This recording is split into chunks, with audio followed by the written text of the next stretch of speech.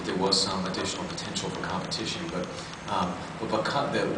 how we responded is the Commission actually had precedent, because we had rejected a very similar transaction in the context of DirecTV and EchoStar trying to merge. And DirecTV and EchoStar had made the same argument about broadcast television. And the Commission actually said, no, for purposes of our analysis, we think that they're separate markets. And that what we did in this case is actually say that we're not sure that we agree with that any longer with any of these analysis. But even if it was a separate market, in this instance, the fact that the two companies were struggling and that they had agreed to certain kinds of conditions, not not raising the price on consumers, that consumers are going to be better off, even if it was, even if you don't agree that they are competing with each other, consumers were still better off with allowing the merger to go forward.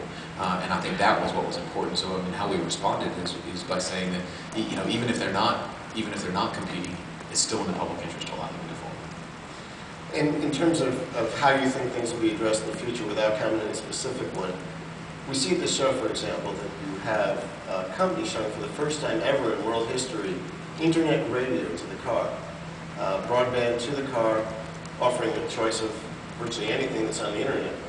You'll see it obviously with video. You're seeing mobile video. You're seeing video everywhere. In terms of looking at a combination like a DirecTV and an EchoStar or something like that, does that change the ballgame? Oh, I mean, I think it has to. I think the Commission's approach is recognized that there could be circumstances in which that would be allowed, and I think that certainly you're going to continue to see people having access to other forms of content over other platforms, and that's going to it has to play into the analysis. And so whether or not it's internet to the internet radio to the car, that could be another example on the radio on the radio side, or on the broadcast radio side, or the ability to go and get over-the-top video from the internet and bring it to your television. I mean, one of the things that's both exciting to see when you're here at the show is the ease with which it's getting easier and easier for consumers to be able to go and buy a television and have a way to be able to connect back to the internet and bring in go to Amazon or to YouTube or Netflix and bring all of that video content and put it right on your television and be able to watch it easily that way. And if you go to the Microsoft booth and you see their media player and the way that they're actually able to take your regular television content you get from the cable system and integrate it in with what they can do with the information about that content and their guide, I mean, I think is one of the exciting things, and one of the concerns that I've had about some of the limitations the industry has put on people being able to have that kind of innovation. It's one of the things we talked about before.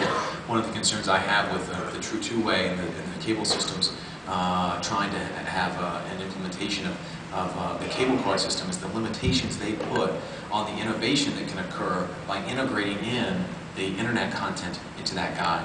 So if you look at the media player, you can be looking at the guide of the television channels you're getting from whoever your local cable operator is, and you can click on a movie, and it can, and when you pull it up, it can give you other movies that are similar to that one. It can give you other movies that have been done by the same main actor in the movie, and it can tell you more about the movie, more information than you can get just with the simple guide that's available on the cable side. And I think consumers that's something that'll be very exciting for consumers, but it's that kind of innovation that you can take content from different pieces and put together in a seamless way for consumers. It'll be exciting, and I think that's what they're going to really demand in this context. And I think that's definitely going to change. It has to change our kind of typical antitrust analysis of what the competitive forces are. Is the FCC structured right to do that? I mean, here you are. You'll be chairman for another couple of weeks, and then there'll be an ordinary commissioner. You join a small category of former FCC chairman, if you will, and really, in a sense, you can say whatever you want now. I think so. I think I used to be able to say whatever I want anyway. It got me in trouble a lot of times, but I try to say that anyway. But you're getting less trouble. But the fact is, you could offer some perspective. If you could press a magic button and change some things at the FCC, so it does a better job. I mean, let's face it, you've taken some shots by the Democrats in Congress recently, even by your colleague commissioners, for they view your lack of consensus building, collegiality, whatever it is. And it could be argued that it's the structure of the commission itself that almost requires that type of decision making. Well, I think that certainly the structure of the commission is it's a bipartisan commission with Democrats and Republicans that they're going to end up being divided at times on issues.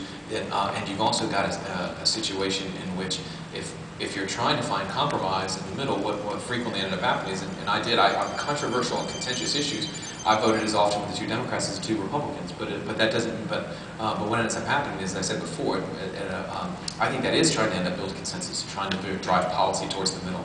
But that doesn't mean you get 5-0 votes all the time on everything. But you try to. But you know, I guess I think that the Commission has been very fortunate, and that as an institution, we do have the capability to try to deal with these changes in convergence that are occurring in the industry, and despite the kind of structural limitations. I mean, the Commission has taken steps, and I think we need to continue to move things away from regulating the kind of a platform, so that we used to have just a telephone bureau and then a wireless bureau, and we've been trying to put them more into functions. So that when Bill Kennard was there, he started an enforcement bureau. It took the enforcement functions out of the different platform regulations.